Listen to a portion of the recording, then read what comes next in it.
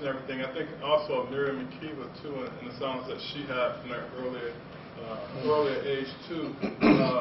When you talked about the club, Sophia Town, and how you go to drinking places, and you had the real likelihood of people being arrested for being in these quote places that seem illegal, and it made me think of the 50s and 60s here in Detroit with the speakeasies and this and that. That the 1967 riots was very much related to the sort of the outdoor places, the spot that got raided, and they were just tired of the police misconduct and brutality.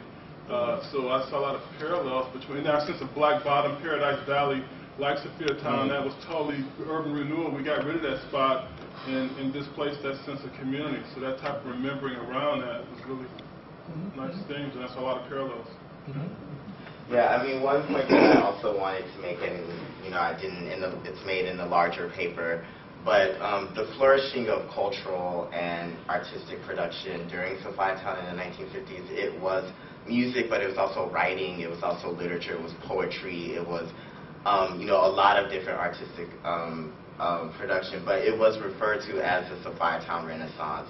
And so they were, they were specifically hearkening themselves and comparing themselves to the Harlem Renaissance. Yes.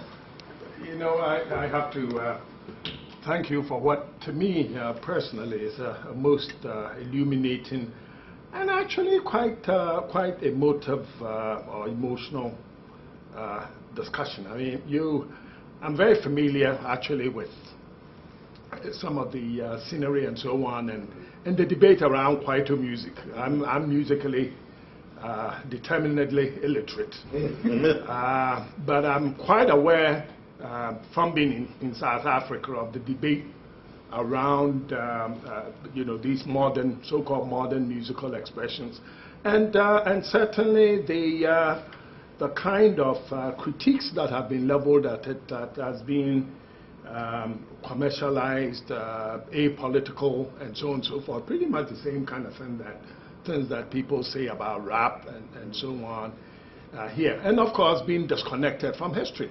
But you've shown very well that in fact there is at least in this case, and one of the questions I want to ask you is how far can we generalize, relative to the other musical groups on the scene and so on. And I think the first speaker, or at least the first commentator, also alluded to something which has been a powerful cultural influence in South Africa, among black people in South Africa, which is the connection with Afro-diasporic cultural forms, particularly African-American, particularly in the 1950s, and this was a highly celebrated, almost conscious, it wasn't mimetism, because you show in your work that in fact there's this back and forth interrogation in which, interestingly, and African-Americans are not always fully aware of this, African-Americans ideologically and culturally had a profound impact on African practices and so on.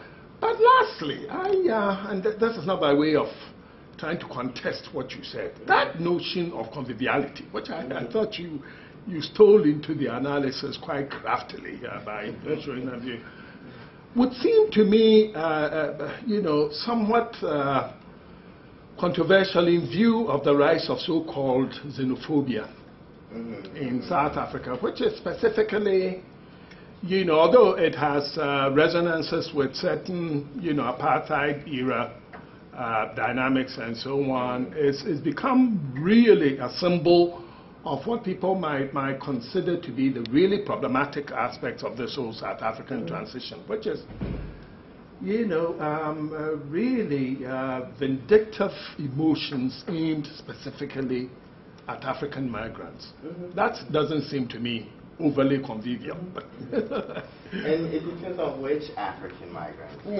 I mean, if you're coming in with a PhD, yes, right, absolutely, it's a bit different than if you're, taking away someone's gardener's job. But I think that there's so there were three things that you talked about. I mean, first, generalizably, I mean, Mafikizolo is probably the group that has sort of most famously done this kind of incorporation, but they're not the only ones. And one of the points that I want to make is that, there have been other groups that have had these sort of moments, and it depends on what they're accessing. So for some people, you know, they're not going as far back as the 50s, but they may pull from like 70s and 80s, like Brenda Fosse disco, you know, the sort of township disco of the 1980s, which for them is a distant past, you know, now at this point.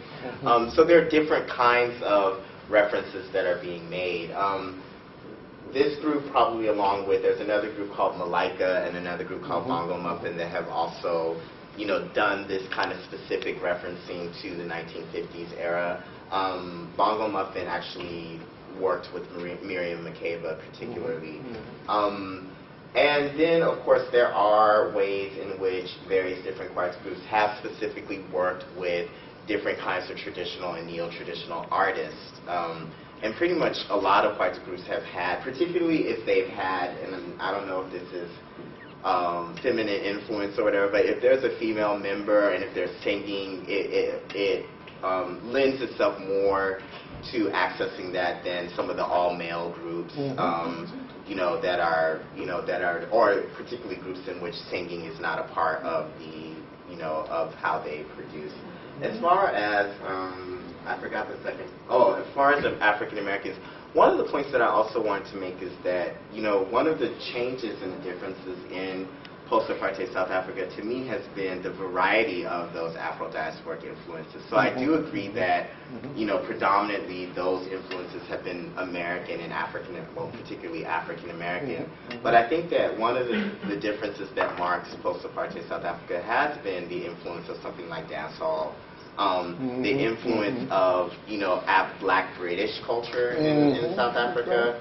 And as well as Congolese. I mean, Congolese influence in South African music and popular culture has become extremely, extremely noticeable. And unfortunately, I didn't get a chance to play the Mafiki Zolo song where you could really hear that. But they, you know, but certainly in their dancing, I mean, a lot of what's sort of termed Kwaito dances are sort of these reworked, you know, popular Congolese dances that are like 5 years old. No one in Congo is doing them anymore. But they're popular in, you know, they're popular in South Africa, sort of reworked. And so I guess that gets back to conviviality. The conviviality that I was speaking about, I guess, is sort of a melancholic, and I kind of didn't add a melancholic conviviality. And so what I'm speaking about is sort of this, this desire for a past sort of interracial cooperation between South Africans, you know, and not so much about the way in which those from outside South Africa are treated or not treated. But when it comes to xenophobia, I feel like, you know, I feel like it still speaks to, I mean, this is the argument that I make in my dissertation, that it still speaks to the fact that the black body is sort of the constitutive outside of South Africa, and that South Africa still sort of functions as a European country. Because, you know, the reason why I was arrested and in jail was because of illegal immigration. And no white American would have to, you know, be concerned about being stopped, you know, because they would be considered an illegal immigrant. And lots of South Africans have been imprisoned and partially deported from South Africa as illegal immigrants because they could not prove their South Africanness. They were not able to substantiate their South Africanness. So I think that it speaks to the way in which the tensions around sort of admitting the black body to the national politic is still unresolved. Yes. This is fascinating. I really enjoyed your presentation. Speaking in terms of a couple of things came to mind in that sense, and we were sort of mumbling about it down here, and that is the treatment of the South Africans with regards to being in certain areas and being served alcohol was reminiscent of how, or maybe I'm not sure, the way Native Americans were treated and was allowed of certain kinds of things, especially that law not serving Indians alcohol. But also, when I was looking at it, there's especially the last video was extremely well done, you know, aesthetically, and they really give you a strong sense of the 50s and the crackling. Yeah, that was so